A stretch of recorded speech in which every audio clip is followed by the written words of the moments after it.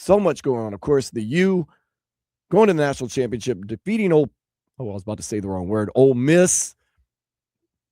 Old habits die hard when you call Ole Miss a certain name for a long time. What did you used to call them? It begins with a P instead of an M.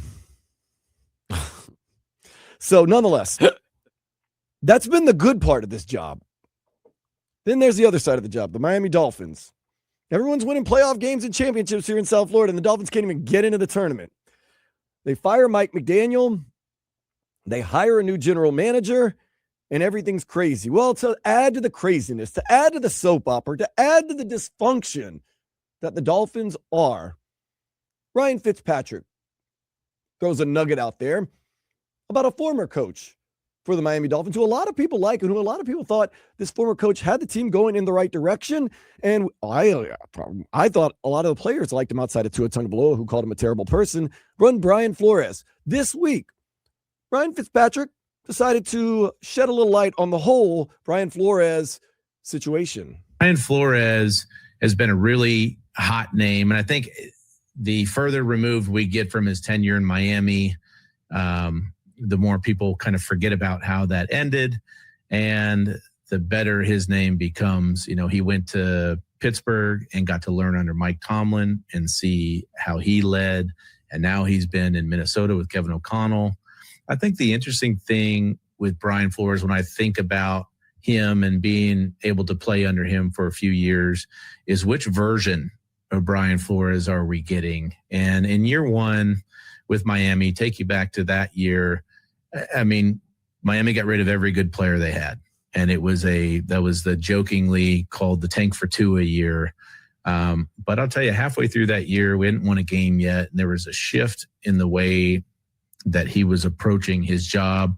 He was likable. He was relatable. He demanded a lot out of the players, but he was also able to get the best version of his players. And I really appreciated him for that. But as his tenure went on in Miami, he kind of became unrecognizable. A lot of the staff he brought over from New England, that was where, you know, he cut his teeth in the NFL, was there for 15 plus years as an assistant. But I think he's going to have a really hard time if you're interviewing him as a head coach. I think in the interviews, he'll be likable, he'll be relatable. But when people say, okay, give me somebody from Miami that coached under you as a reference so we can talk to them, I think he burned a lot of bridges there. I think he alienated himself from the entire staff. Instead of what you were just talking about, having the humility to ask questions, to collaborate.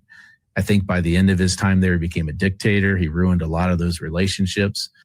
My goodness. I had no idea that there was dissension when Brian Flores was coaching this team, outside of him firing his coaches and the coaches saying they like all 31 teams in the NFL except for the Dolphins.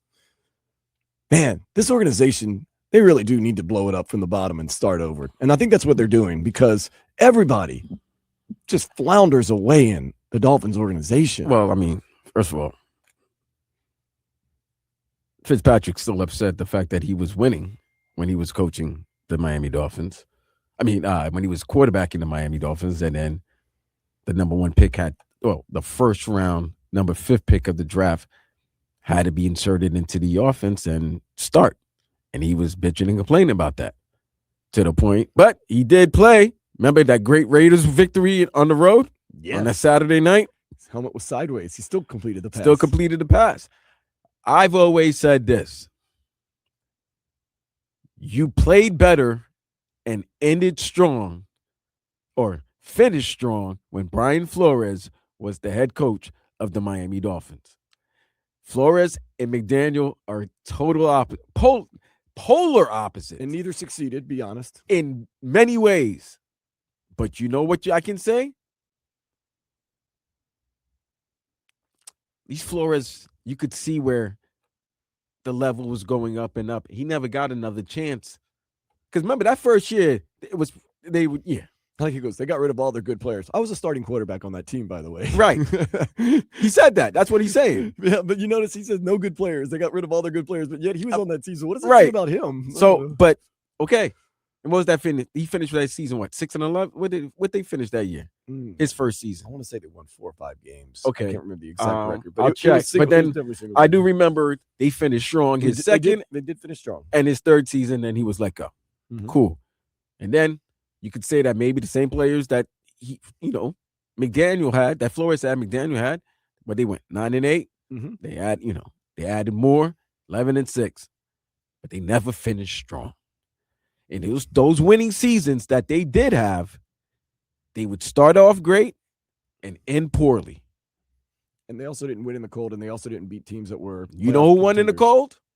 Brian Flores won some games in the cold. To the point, he's the reason why we don't have Joe Burrow right now. No, and also he's the reason why Tom Brady didn't get a chance to be that final season of in New England.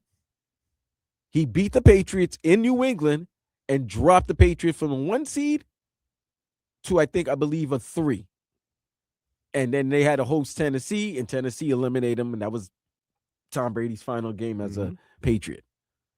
So, yeah, that was Brian Flores-led team that did that. Well, now, is it finally the time that we start over clean? We got a new general manager. We're going to have a new coach. I'm guessing Tua is going to figure into the equation a little bit, but probably not be the starting quarterback next year. It's what everybody asked for. And we know the turnarounds. Everybody got what they wanted. You need 3 things to have a quick turnaround. You need a good general manager, good coach, good quarterback, and a good coach. You definitely need a quarterback. That's the number one thing. You can do it in a year. It's been done in a year. That's as easy as it comes. Now, do we have a good general manager? Supposedly. Everyone seems to really like this guy. Do we have a good coach? We don't even have a coach right now. You don't have a coach, and you don't have a quarterback right now. Well, you have a quarterback. I don't think you have a starting quarterback. Okay. Even though the guy that was originally or supposed to be your starting quarterback is making $53 million. It means a cap hit of 9 if you let him go. 99? Or 99 million? 99 million. Oh. But nonetheless, you are doing the necessary steps to change your culture, to bring now. What do you want? What do you want to lead? Who do you want? What kind of coach do you want to lead your organization in the next 5 years or so? You have to trust the independent guys like Troy Aikman. They found the best general manager that was available. That's going to be from the outside. He's not from the inside. Hopefully he's not a yes man. It's someone that can stand up to Stephen Ross and say, let me do my job. But here's the thing I'm noticing.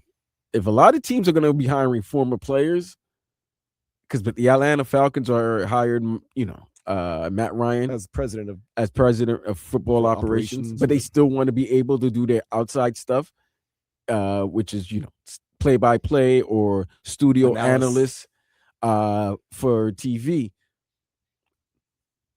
I don't know how I feel about that. It does seem a little bit of a conflict of interest. It is a very much of conflict of interest. Yeah, I don't understand that. Also, because they said Troy Aikman, they said was help for the GM, but now he's gonna help for the coach. Okay, so he's staying on. He's staff. He's staying. I don't know if he's on staff. Well, he's staying on consultation. Independent contractor. Right. He's staying on to help bring in the head coach. And if that's the case, you might as well keep him there with Dan Marino to figure out who's your next quarterback as well. That would be a good. Because if there's one thing I think they would know is when a good quarterback. They should know when they see a good quarterback. Great recognizes great. They do. Real recognize real. Look, Dan Marino was never a huge fan of Tua Tagovailoa, if you didn't know that. I don't think. No, you don't have to think. And I don't think Troy Aikman was a big fan of Mike McDaniel, if you didn't know that. I can tell you. That Monday night game pretty much told you that. Yeah. So it's not a surprise Mike McDaniel got fired when he saw Troy Aikman walk in the room. The new sheriff coming in town. Well, this is what I'm going to say about the Green Bay guy. One thing we know about the Green Bay Packers. Not the floor. No. The new GM. The new GM. New GM guy. Okay. John Eric. His name, I got to get used to saying it because we're going to be saying it for a while now.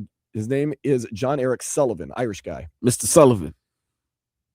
20 years, right? 25 He was over 20 years with the Green Bay Packers organization and held in extremely high esteem. And that means a lot because, well, first of all, they got to draft well because these players are not trying to stay in Green Bay. That is his expertise. He is known as a talent evaluator extraordinaire. So think about that.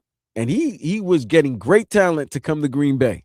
What do you think he's going to do if he's a great talent evaluator and he has the city of Miami to dangle in front of these free agents, these rookies, like all these draft picks, he's going to be able to get players.